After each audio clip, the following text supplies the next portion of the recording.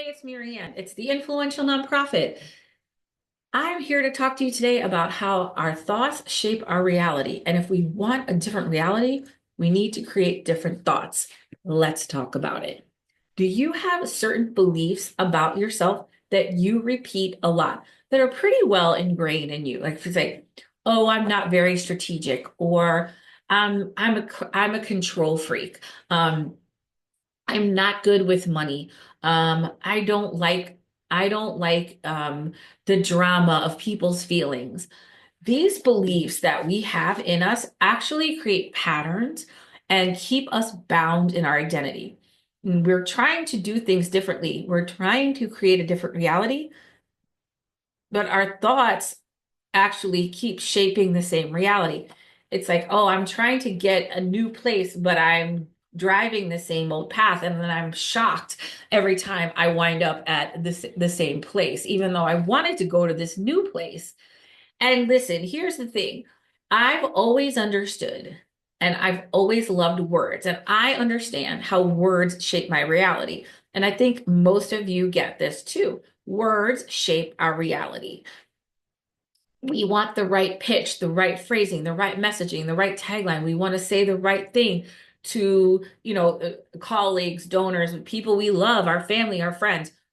We understand that how we say something, how we write something, if affects the outcomes that we want. Our words shape our reality. But you may not understand, and you will after today, is that our thoughts actually shape our words, and our words shape our reality. And that was the big shift for me in my business and my business of courageous communication. And my company was, what does create courageous communication really look like? What does influence really look like? And what that looks like is creating that focusing on the thoughts and then letting the words flow from the thoughts. So shifting our thoughts and then creating from there. A lot of times I've been working in nonprofit marketing and communication since 1992, okay? And people would say, "Hey, if we just had a brochure, we'd be more confident. If I just had the right script, or if I had the right answers, or if I had that perfect combination of communication that delivers just enough without too much, that it would all be okay. And then I would feel better." And actually, it's the opposite. When you feel better, when you feel more confident, when you have a better view of yourself, then the words that can come to support that instead of trying to fix or solve that. Uh, so many times not so many times, but there's been a few times when I was working with clients on marketing and messaging, and they would they would want something to change how they perceived themselves or their organization. If we had a website, then I'd feel more confident asking people for money, that kind of thing. And really, you may feel confident for a little bit, but that will dissipate. If your board says, "Oh, if we had a brochure, if we had a template, we'd raise more money," and you give them the brochure, you give them the template, and nothing happens. That's because that wasn't really the problem. The problem was their confidence, and the problem was the thoughts that they were having around the task they were supposed to be doing, which is maybe asking people for money or something like that. So our thoughts shape our words, and our words shape our reality. So in my business, I started to really focus on helping people shift their thinking in order to create the better words, the better messaging, to actually create the long-term, sustainable, desired outcomes that they want. And I guess it was about like 5 or 6 years ago, I really started to explore how I thought about myself and the beliefs I've had. And most of the beliefs that you have about yourself literally are probably things that were assigned to you in childhood that you have just adopted. And part of being a conscious leader is understanding the thoughts that go on in your head and finding new ones that will serve you better. And I honestly did not know how dark of a place my brain was until I started to consciously rewire the brain and inventory the thoughts I was having and creating ones that would serve me better. Our thoughts can be they're a habit, right? They're just ingrained, and we may not even be conscious that these thoughts are a problem or that they are a pattern. And really, they're just a pattern that you can decide to change at any time. And in fact, if you want different outcomes, we start with the thoughts. and then the words, and then the reality. And I first learned about this from Joe Dispenza, who wrote a book called Breaking the Habit of Being Yourself. And he goes really deep into how to actually retrain your brain to serve you better. And I'm going to walk through some of those principles today and really how you can retrain your brain to serve you better, and specifically in the arena of nonprofit leadership and nonprofit fundraising. It is so important for you as a leader to have that inner confidence. And I'm not talking rainbows and unicorns and toxic positivity. I'm saying that true inner confidence, right? That because when you're operating in fear and scarcity and stress, you create more fear and scarcity and stress. One of my clients, she's wonderful. And every morning she would run into the office, run, run, run, run, run, run, stress, stress, stress. We're so busy. We're so busy. We're so busy. And I said, maybe there's a better story you could tell because, yeah, things are busy. And also you're getting stuff done. Maybe walk into the office, right? Retrain your brain, and in this case, your body, to have calm confidence. Because if that's what you want, then that's what you're going to have to put out, right? Whatever we put out is what we're going to get back. So when we put out fear, angst, stress, that's what we're going to get back, and that's what the people around us will absorb. So how can you retrain your brain? Mm. Joe has a phrase that I'll use a lot, and I want to make sure I attribute my sources on this. That your personality creates your personal reality, and what you're creating is an identity loop. So most leaders operate on autopilot, and most everyone, not just leaders, everyone operates on autopilot because our brain is 70 to 90% on auto consciousness, which means, right, it's the subconscious, it's already pre-programmed. I know how to drive a car. I don't have to teach myself every day. I know how to speak. I don't have to teach myself every day. And our subconscious, our auto conscious is very, very smart and can pick up cues very quickly. And it's also super hardwired. It doesn't think, it doesn't contemplate, it just does. It's a yes or no. It's not, let me think about it. So if most leaders operate on autopilot, thinking the same thoughts and feeling the same emotion, and you behave in the same predictable patterns. So our thoughts create the feelings, and that creates the behaviors, which creates the same outcomes over and over and over again. If you're constantly telling yourself, I'm not a people person, I'm not strategic, those beliefs become the lens through which you see everything, and that only reinforces that behavior. One of the things that I really work on with people you know, is to just make a simple switch, which is to just say, instead of saying, I am, I'm not good with people or I'm not strategic, say, there's a part of me that's not strategic. Sometimes I'm not strategic. I'm not strategic yet. One of the women who's taking my influence course right now is getting a horse. And she's like, I'm not a horse person. I'm like, okay, but you're literally buying a horse. She goes, well, I'm not a horse person yet. I'm like, okay, I'll give you that.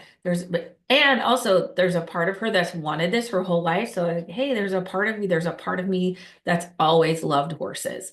Instead of saying, I'm not a horse person. When we define ourselves like this, when we say, I am this, and it could be good or bad, like, I am I am really good at writing, and I that's a belief that I have. Then I will, if there's something that I'm going to write that I don't think I'm very good at or I won't be good at, I might not try that. I might not do that.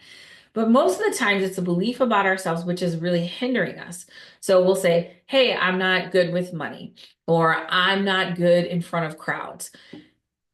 And then what that does is, as long as that defines us, there's really no space for a new reality to come in.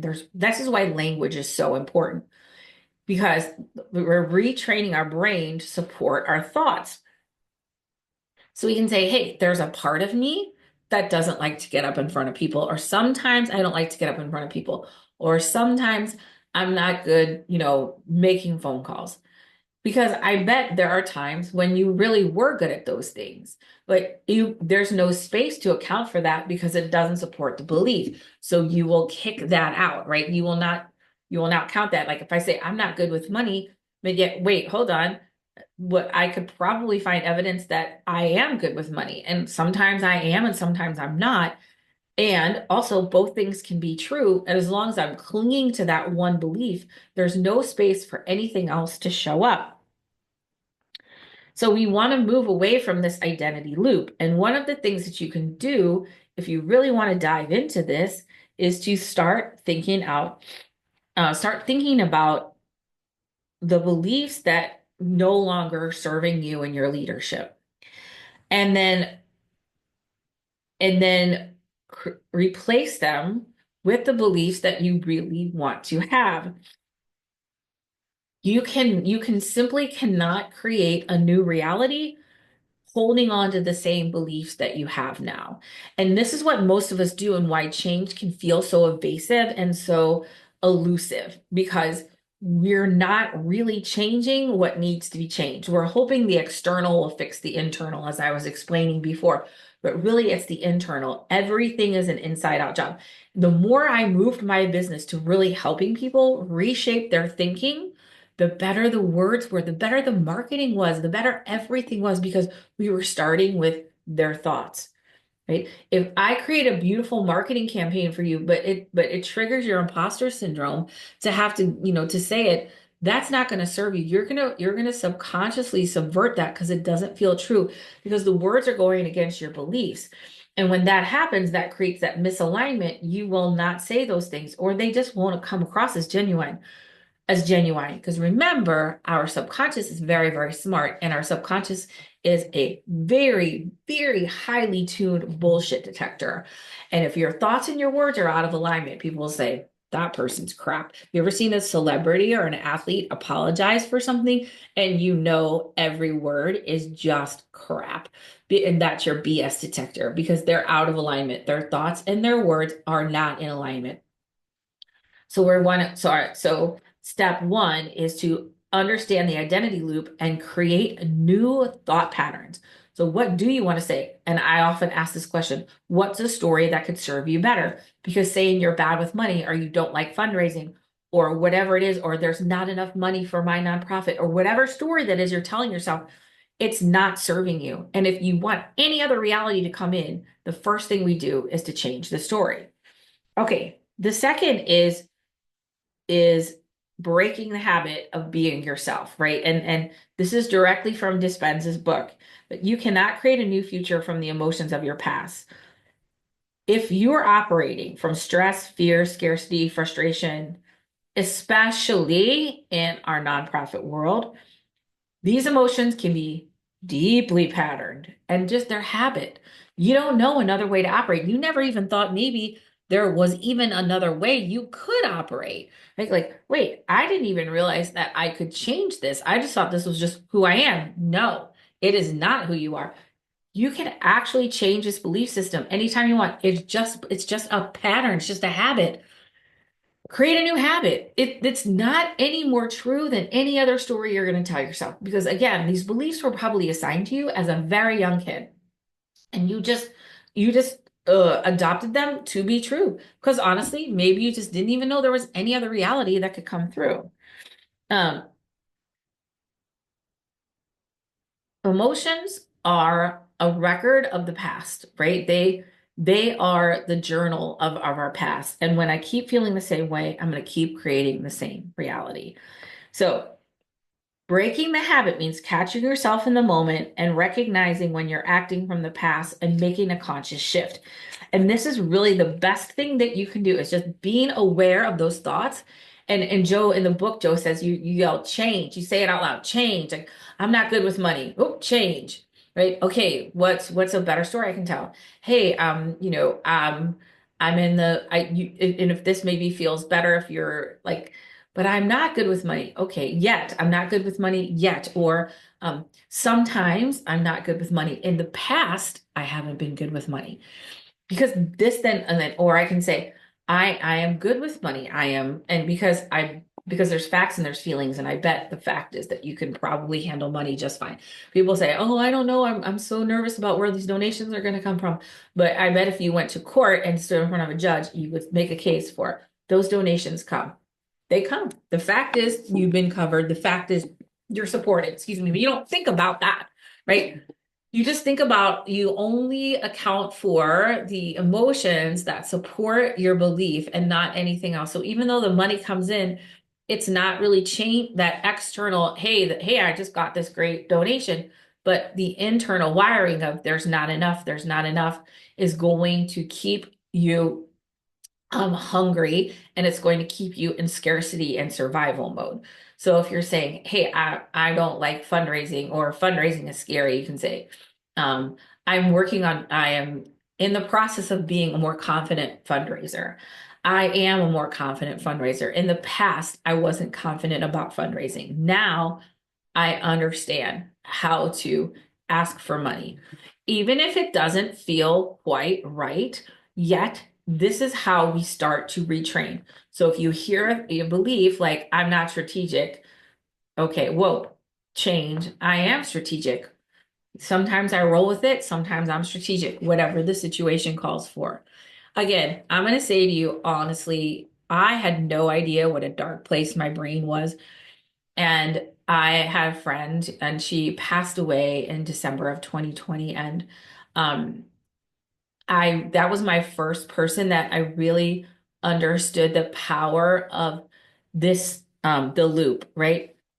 The power of the identity loop, because she struggled so much with her identity. I'm just going to give you a really, really quick example of this. Because this is maybe a belief that you have. So in my family, we believe that we are what my mother would call hardy peasant stock. We do not get sick, right? We are oxes. We are Polish and German, and my mom would call hardy peasant stock, with sturdy underpinnings. And we just don't get sick. When I met my friend for the first time, um, one of the first things that she told me about herself is, "Oh, I'm a sick person. I just get sick all the time." And I thought that was so interesting, because that's definitely in opposition to my belief, which is, "Oh, I don't get sick." And this is just a belief that's been ingrained in my family. But so in direct opposition to her, who so willingly fell ill. And I just thought, my goodness, that's so crazy. And I also saw how those beliefs both hurt her and me. And she struggled a lot with addiction and things, like just really going from doctor to doctor, illness to illness. I never really understood what was going on. I don't think she did either, really. There was a lot about her that was so much of a mystery to me, without getting too much into that. And also it ultimately really, she was never really able to claim health, to rewire her brain, to see herself as a healthy person. In my mind, feeling like I have a hard time being sick. I have a hard time recovering from illness, because when I do get sick, I don't want to admit that I'm sick. And I push myself, and I don't just ease into the illness and just let it happen and then let me get better. And that actually extends the thing. I'm trying to actually not be sick, which is really making me more sick, instead of just succumbing to it and allowing my body to heal. I'm pushing against it. So these beliefs that we have, you can inventory them, and say, "Oh, I'm a sick person." Whoa, in the past I've been sick. I'm working on creating health in my life, or whatever the story is that you want to have. I'm a healthy person. If you can say you're a sick person, you can say you're a healthy person. If you can say you're good with money, bad with money, whatever it is, it's really just a thought that becomes a pattern, right? Our personal reality, our personality shapes our personal reality. Okay, number 3, you want to do the mental rehearsal, because your brain doesn't know the difference between a real and a vividly imagined experience. Your brain does not know the difference. This is why athletes often spend a lot of time visualizing, and because your brain does not understand the difference between actually doing something and having a very vivid imagined experience. You leaders often prepare for the worst, what might go wrong, and mental rehearsal allows them to prepare for the best by creating a neurological map of their desired outcomes. So, and this is true for all of us, and I totally get it. I completely understand. You're going to the worst case scenario. This is how our brains are trained for survival, right? But that really doesn't, because we're thinking about that event and all the things that can go wrong, not thinking about that event and how amazing it's going to be and all the amazing things that could go right. I have a big crawfish boil in my backyard every year. It's my favorite day of the year. I just had it a couple weeks ago. It's literally my favorite day of the year. And every year I get crawfish boil stress. It's going to rain. We're not going to have enough, blah, blah, blah. And it looked like there was threatening rain this year. And I'm like so bummed. And I think of all the things that could go wrong. And I know and I'm aware of this. And I also really work to say, okay, wait, if I know all the things that go wrong, what are all the things that could go right? Because there's facts and feelings, and the facts are it's perfect every single year. It is amazing every single year. But the feeling was always like, oh, it's gonna go wrong, it's gonna go wrong. So I'm thinking about retraining my brain. Hold on, wait. What if everything went right? If you can rehearse failure, you can rehearse success. And leadership moments like delivering a bold ask, hosting an event, or leading a staff meeting can be mentally rehearsed to build confidence and effectiveness. So if you can sit there and stay up all night thinking about everything that's going to go wrong, you can stay up all night thinking about everything that's going to go right. And visualizing yourself behaving in new ways trains your brain to act that way naturally. So combine this with an elevated emotion of gratitude, joy, or excitement, you amplify the effect. So when you combine the visualization with a heightened emotion, you can really ground this into your. So um, when I work with folks and they say, hey, I want to raise more money, I want to perform more effectively, one of the things I ask is, what would you like that to be? What does that look like? And I'm asking them for the vision that they have for themselves and their organizations. I can't get you somewhere unless we know where we're going. And a lot of times they say, I don't know. I don't have the vision. So that's where we know where to start. Because we have a vision of what we want, we can work towards it. But if we don't have a vision, ultimately we're going to wind up right in the same place that we started, which also increase now it's double the frustration. And because we're tried to change and then now we feel even less effective, but it really was only because we did not mentally prepare and create a vision for what we want.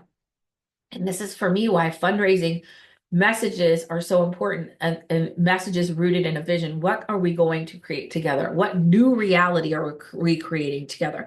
Because if we're just fixing an old reality, that's going to keep us in that loop of, of that mental identity loop, right? Of crisis and struggle. So thinking about how is it all going to go right? How's it all? It's going to be perfect. It's going to be amazing. Here's how it's going to go. And visualize everything working out perfectly, everything working out for your benefit, and combine this with the emotion of gratitude and excitement for that. And I have to remind myself this. I work on this, okay? Like I'm a human. I work on this. Like I said, I work on it with the crawfish boil, or I'm going to maybe deliver a speech to a bigger audience. I'm like, oh my God, oh my God. And I allow those nerves to happen because, um, it's okay to doubt, and it's okay. And also, but my doubt and my worry doesn't drive the bus. I said, okay, yeah, I let that happen. And then I consciously say, now what is it? What do I really want to create? And I will create a vision of like sending, like I think about the light and sending light to an audience and have a light come back to me and lighting up the room. I work a lot in light when I do this visualizing. And I think about how amazing it's going to be and how many people I'm going to help. And so I'm creating a new reality. Like I said, it's okay to have doubt, but doubt just doesn't get to drive my bus. Okay. All right. Now, the last thing I want to talk about is the power of present moment awareness. The generous present moment is where all change happens. You spend a lot of mental time in past, right? Past regret, self-judgment, or future worries, right? Past regret, future worries. That's where our brain is going. You think about how you could have done it better, what went wrong. There's anxiety, there's over planning. This robs you of the moment you can influence, which is now, right? So bring it back to the present. Presence builds trust. Greater leadership requires presence. Presence builds trust. It's also where intuition, which if you listened to my podcast a couple episodes ago about intellect, instinct, intellect, and intuition, this is where in your intuition can really come through and where your creativity or your influence thrive. It's not today, it's not yesterday, it's really this present moment. I could go into a lot about time and the construct of time and how it's really an illusion. I won't get that wacky on you right now. And also, what I want you to remember so much is it's all we really have is this moment right now. This is it, right? So moving in the moment and being present of the moment is is is the most important thing. So when your monkey mind is going through past regrets, oh my God, I can't believe I did that, da, da, da, present, bring it back to the present right here, bring it back.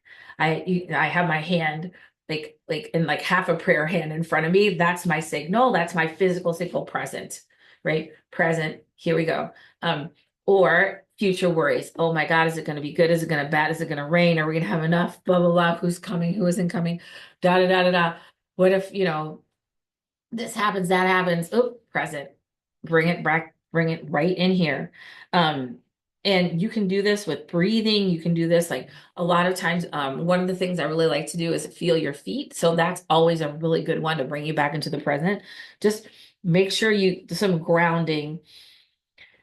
Um, this is something you can use in meetings. And in fact, I highly, highly encourage you to do something like this because when you're having a meeting and like everybody's got the browser windows of their minds open all the time, right? Just having people put their feet on the floor, sit in your chair, like with your hips sort of balanced, right? Sitting up in the chair with your feet on the floor and your hands and you're either on your thighs, down or up, either way is fine. But just holding this posture and taking a couple deep breaths in really puts us in the moment, in the present. And when I work with people on having fundraising conversations, one of the biggest things is staying in the present because your brain is going to start racing forward. Like, what if they ask this? What if they ask that? What if they say this? What if they say that? Whoa, presence. That's all I have to do is be in the moment and be focused and an active listener to what somebody's saying. And this really, really, it helps so, so much. And if you can pull it back to the present, your reality will be you will start to feel so much calmer and more confident. And your brain is going to have a lot more energy to focus on the vision and the possibilities instead of bouncing around from the past and the future. Past regrets, future worries. That's where our brain naturally goes. So let me do a quick recap for you. I'm going to use my notes so I make sure I get it all right. But number one is understanding your identity loop. And these are just beliefs that you have and that were ingrained in you, and they're just habits, and you can create new beliefs with better habits. Um, and also just inventorying some of the beliefs that you have that really aren't serving you, that they do nothing. They do nothing to help you. In your future. I use the example of, oh, I don't get sick. Actually, what I can say is, I am healthy, and if I do get sick, I take care of my body. Okay, right? That's like my friend's like, I'm sick. Yeah, it's just who I am. Oh, I don't get sick. But either way, we're in resistance to something, and it really is not serving us. Um, I can tell you a lot more stories about stuff that my family has done. Like because we did not want to admit we were sick. Okay. The second is breaking the habit of being yourself. You cannot create a new future with the emotions of your past. Um, um, so understanding that you need to have understanding that to operate from new emotional states and moving out of survival mode. The decision-making, visioning, and influence all suffer when leaders are unconsciously stuck in old wiring. So catching yourself in the moment and asking yourself to change, right? Whoa, Not a thought I want. What's a better thought? What's a better thought? What is a thought that will serve me better? How can I reframe the story to serve me better? And number three is the visualization, right? So your mental rehearsal, thinking about how everything is going to go right. You got that big gala coming up, and instead of going to bed thinking about everything that could go wrong, go to bed thinking about how amazing it's going to be, how much people are going to love your organization, how much money you're going to raise, how much you're going to hear everyone in the room is going to be transformed because of this experience. Really allow yourself to dream. And you may be in resistance to this in the beginning because you're just not used to it, or you feel like, wait, is this really even possible? Just allow for it and see what happens. Imagine yourself walking into a meeting with calm authority. Imagine imagine, running an event with calm confidence, and what would that look like? And because that visualization, remember, combined with the emotion of joy, gratitude, excitement, can really ground that into you. And your brain does not know the difference. Your brain does not know the difference between actually having a great experience and imagining a great experience. Your brain will rewire itself either way. And then the fourth is present moment awareness. Bring it back to the present, bring it back to the present. Okay. And so that's what you want to do for that's what you want to do, is bring it back to the present. Now I have to bring myself back to the present and end this podcast. Thank you so much for joining. Please start working with this. Remember, all these principles were taken from Joe Dispenza, Breaking the Habit of Being Yourself. I encourage you to either listen or read that book. It is really a game changer. He's written a bunch more stuff, but just remember that your beliefs were shaped in you, and you can reshape them anytime you want to serve you better. And that's it for me and this episode of The Influential Nonprofit.